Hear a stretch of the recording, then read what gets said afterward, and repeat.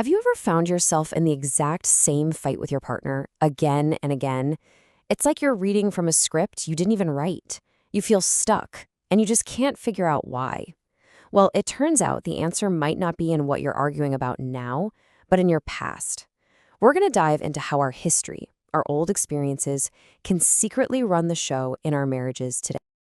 And this quote right here, this really gets to the heart of it. It's this powerful idea that when we're in the heat of the moment, we aren't always fighting with the person standing right in front of us. No, we're often reacting to these ghosts, these echoes and unresolved feelings from our childhood or from relationships that ended long ago. So let's talk about these ghosts. What are they, really? They're the invisible forces that can keep a couple completely stuck in a cycle of misunderstanding. You think you're arguing about the finances or who forgot to take out the trash, but underneath all that, you might actually be fighting a much older battle, a battle against feeling invisible or unheard or unloved. To really get where these ghosts come from, we have to go back, way back. And this brings us to what we can call our blueprint of love. See, our very first ideas about what love means, what trust feels like, and how to handle conflict, all of that is formed when we're kids, just by watching the adults around us. And that becomes the blueprint for every relationship we have later in life. Think of it just like that, an actual blueprint for a house. It's this subconscious set of instructions and expectations that we carry around with us. It's our default programming for how we handle getting close to someone, how quickly we let our guard down, and what we do when things get tough. And, these blueprints can look totally different depending on where you grew up.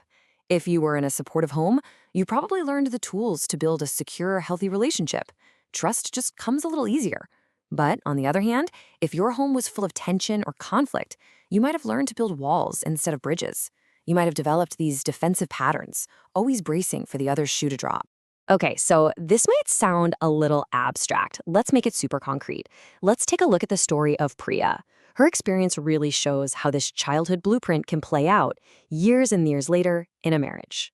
So Priya's blueprint was drawn up in a house where there was constant fighting, but never any real resolution. She never got to see what a healthy disagreement looks like. Where two people can talk through something tough and come out the other side feeling even closer. Because of that, she developed this deep, subconscious fear of confrontation itself. So fast forward to her marriage with Arjun. What do you think happens whenever a disagreement pops up? That old childhood fear just takes over. She either shuts down completely, just goes silent, or she gets really defensive.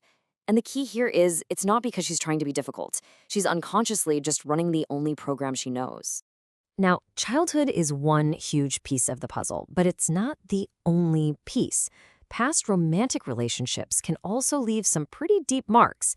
If you've been hurt before, it's totally natural to build a kind of emotional armor to protect yourself. The problem is, sometimes we keep wearing that armor long after the battle is over. And our next story about Raj and Aisha shows this perfectly. Raj's story is all about how wounds from an ex-partner can cast this long, dark shadow over a new and otherwise really happy relationship. So here's the specific wound that Raj was carrying around with him. His ex was constantly criticizing him, making him feel like he was never good enough. That experience left him with this deep, painful feeling of being inadequate. It became a really sensitive trigger for him. And you can probably guess what happens next, right? In his marriage to Aisha, even when she would offer him kind, loving feedback, Raj's armor would just slam into place. He couldn't hear her love. He could only hear the echo of his ex's judgment. He was reacting to a ghost, and it was creating conflict that didn't need to be there at all.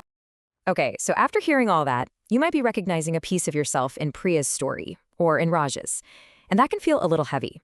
But here's the really, really good news. You are not stuck. You can absolutely break these cycles. So let's walk through 5 practical steps you can take to start writing a new story. All right, let's break this down. First, identify your triggers. This means becoming a detective of your own feelings.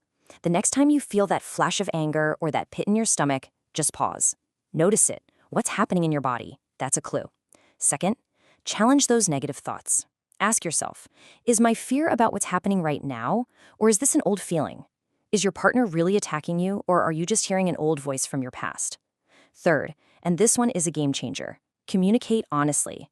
It's so vulnerable, but telling your partner, hey, when this happens, it brings up an old fear for me, can totally change the conversation. It invites them in. Fourth, seek guidance. A good therapist is like